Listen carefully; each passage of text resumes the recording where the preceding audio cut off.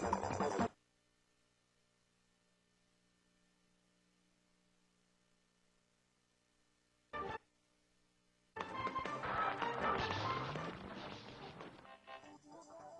here with you on Bronxnet Channel 67. I want to give you a quick programming note. As we talked about in our last segment about immigrants and Immigrant Heritage Week right here. We want to tell you that there's going to be a special panel taping here on Bronxnet Television of Immigrant Heritage in the Bronx. Actually, it's going to take place tomorrow, and the reception is at 6 p.m. 7 p.m. begins the show with the audience.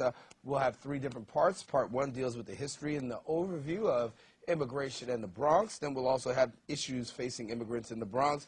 Then we'll talk about the vibrant culture and the life of immigrants in the Bronx. And our own Veronica Boapum, Ramon Rodriguez, and Barati Kemraj will be the hosts for that particular show. So we encourage you to stay tuned right here tomorrow, Bronxnet Channel 67. It's April 15th, 6 p.m. is the reception, 7 p.m. is the show, as we too here at Bronxnet celebrate Immigrant Heritage Week. Well, we want to tell you a little bit about a very special foundation, and it is called the Traveling Guitar Foundation. And we want to let you know, as we share a little bit about the Traveling Guitar Foundation, it's a foundation that's dedicated to improving the quality of life, in particular of arts, with young people. We want to welcome our guests to the show. We want to tell you, stay tuned, because you're going to find out a little bit more about the Traveling Guitar Foundation. So share with us a little bit about this. Sure. So basically what we do is we target inner city and underprivileged schools, and we go in and we continue to help them maintain their music education programs. It's a very unique process that we do in that we like to go in and actually donate tangible stuff like guitar kits. Tangible meaning that if I want to go back or somebody wants to go back 6 months from now, they're there, versus donating money, where you never know truly maybe what happened with the money. But the guitar kits are very unique and interesting in themselves. When you talk about making a donation to young people, particularly in the arts, one thing that comes to mind is the fact that, particularly here in New York, and we know a lot of people, particularly in the public school system, we know about the budget cuts that affect music and arts, and in some ways your foundation is really doing something in terms of filling the gap. Yes, they do lose art and music first, and what we do is we go in and we keep it alive. And again, it's, by donating these guitar kits, it's just very inspirational. The kids see this stuff, they want to get involved, they want to,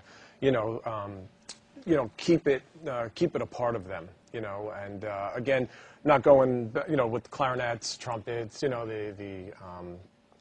the stuff that we're used to seeing, bringing in guitar kits because of like Guitar Hero, and Rock Band, really gives them an inspiration to want to get involved and keep it alive in the schools. I was getting ready to talk about that, because when you see out there, the amount of kids, you can't go into an electronics store nowadays and not see a kid trying to play, Rock Band or Guitar Hero. So obviously there is this assimilation with wanting to do, but now you're finding that you can translate it from Rock Band and Guitar Hero to actually everyday life. Right, and statistically it really helps them out, because I believe it was in 1998, a statistic came out that when you keep arts and music in their lives, they do much better on test scores.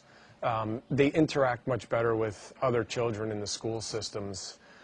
Something that the schools are doing today is they're forming bands, and they're bringing the kids together, and it makes for a very unique type of situation in the schools. So it's a major importance to keep around. Share with us a little bit about this, because when you have public schools, I know that you guys go in, you do a major event. Share with us a little bit about the public schools and the major event that you guys you get going to really bring awareness to this.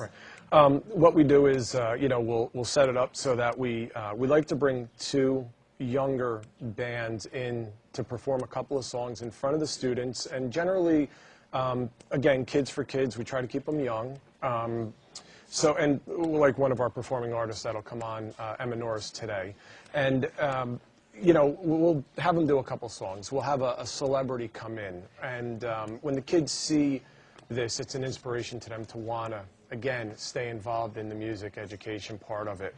And we donate the guitars. We speak about it the school, the principals, the superintendents get involved and speak about it. And it makes for an amazing event. We just did one recently over in the Watchung school system. We had DMC from Run DMC come in.